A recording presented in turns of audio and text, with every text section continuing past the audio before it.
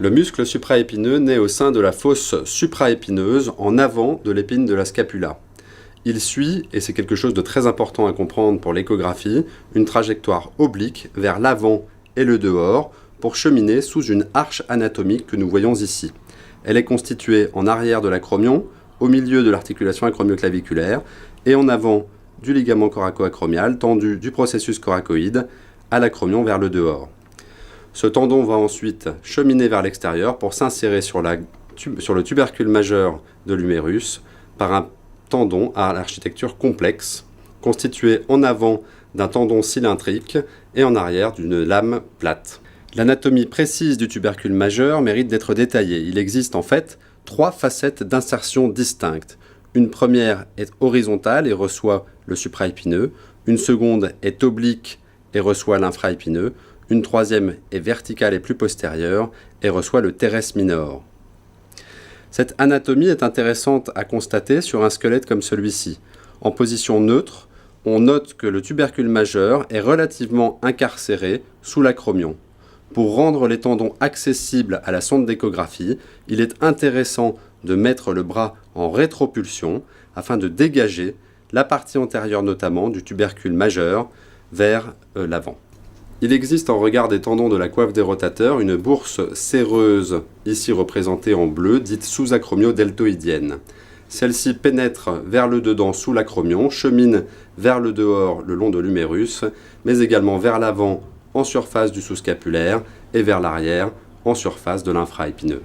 Nous passons maintenant à l'étude de la région antéro-supérieure et de son tendon principal, le supraépineux. Nous avons vu tout à l'heure lors de l'étude anatomique que l'acromion, cette structure osseuse qui se situe ici, gêne considérablement l'accès au supraépineux. Pour le dégager, il faudra réaliser la manœuvre suivante. La main est placée sur la fesse du patient, donc rétropulsion et adduction.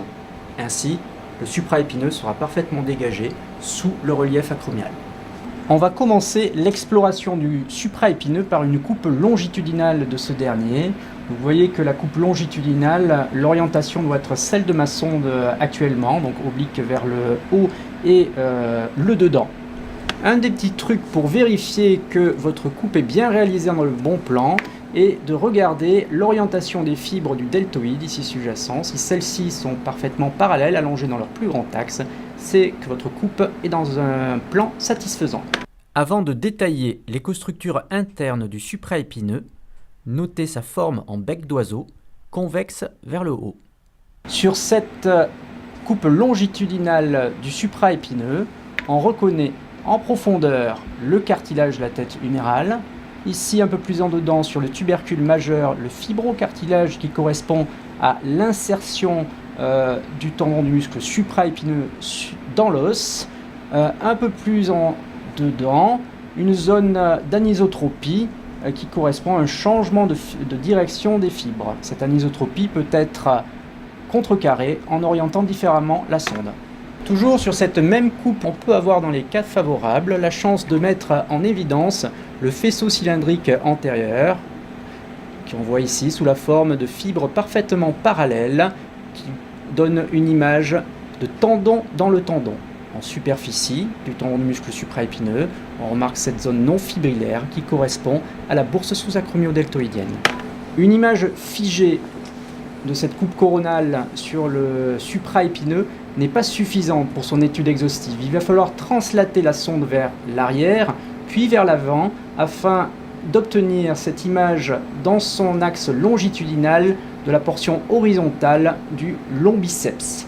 Nous allons maintenant réaliser une série de coupes dans le petit axe du supraépineux. Donc voici l'orientation de la sonde, exactement orthogonale à la précédente.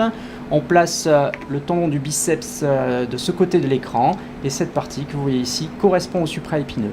Les 15 à 20 premiers millimètres correspondent au supraépineux. Plus postérieurement, on retrouvera l'infraépineux. Dans les cas favorables, on peut essayer de voir l'antérieur bundle en jouant, comme ici, sur l'anisotropie. Une autre façon de repérer la jonction supraépineux-infraépineux consiste à translater la sonde en dehors et à mettre en évidence les surfaces d'insertion sur le tubercule majeur, la surface horizontale correspondant à l'insertion du supraépineux, la surface oblique à l'infraépineux. Nous allons maintenant parler de l'intervalle des rotateurs qui se situe à la partie haute du sillon intertubérositaire. Cet intervalle des rotateurs est un espace anatomique limité en avant par le bord supérieur du tendon sous-scapulaire et en arrière par le bord antérieur du tendon supraépineux.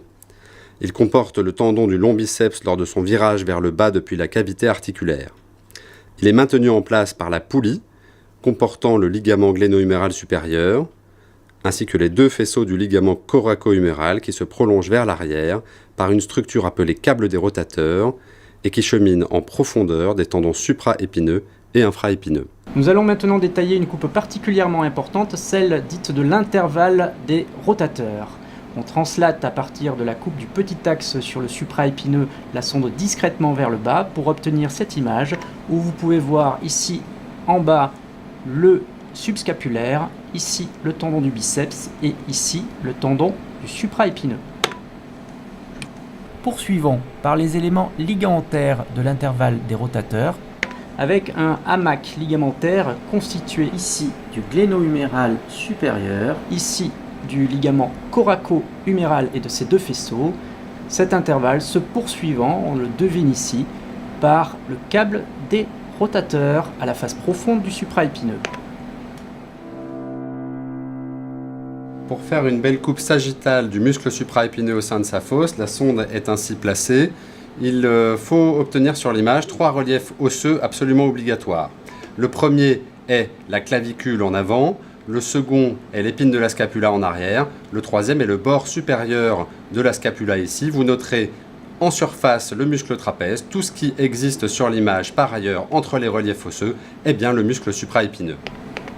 Pour faire une belle vue coronale du muscle supraépineux dans sa fosse, on part de la coupe sagittale, puis on pivote dans un plan coronal oblique. Le muscle est ainsi visualisé. On le voit passer ici vers le dehors, sous l'arche acromiale. Notez contre le rebord supérieur de la scapula sur cette image une petite structure vasculaire correspondant au pédicule suprascapulaire.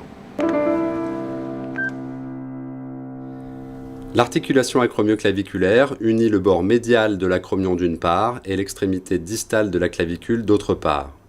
Ces éléments de stabilité comportent un puissant ligament acromioclaviculaire, qui est supérieur, et 2 ligaments coracoclaviculaires tendus entre le processus coracoïde et la clavicule, constitués d'un ligament conoïde et d'un ligament trapézoïde. Notez en avant des ligaments coracoclaviculaires une petite artère, l'artère acromiale, et mettons en place le ligament acromio-coracoïdien. Nous allons maintenant débuter l'exploration de l'articulation acromioclaviculaire par cette coupe coronale superficielle qui permet de mettre en évidence ici, juste en superficie des reliefs osseux, le ligament acromioclaviculaire. Nous allons poursuivre par une manœuvre dynamique du cross-arm qui consiste à positionner la main du patient sur l'épaule opposée et à vérifier en simultané les mouvements de l'articulation acromioclaviculaire. Le diastasie doit rester faible, les mouvements doivent avoir une faible amplitude dans les cas normaux. Pour en finir avec l'articulation acromioclaviculaire, nous allons essayer de mettre en évidence les ligaments coracoclaviculaires.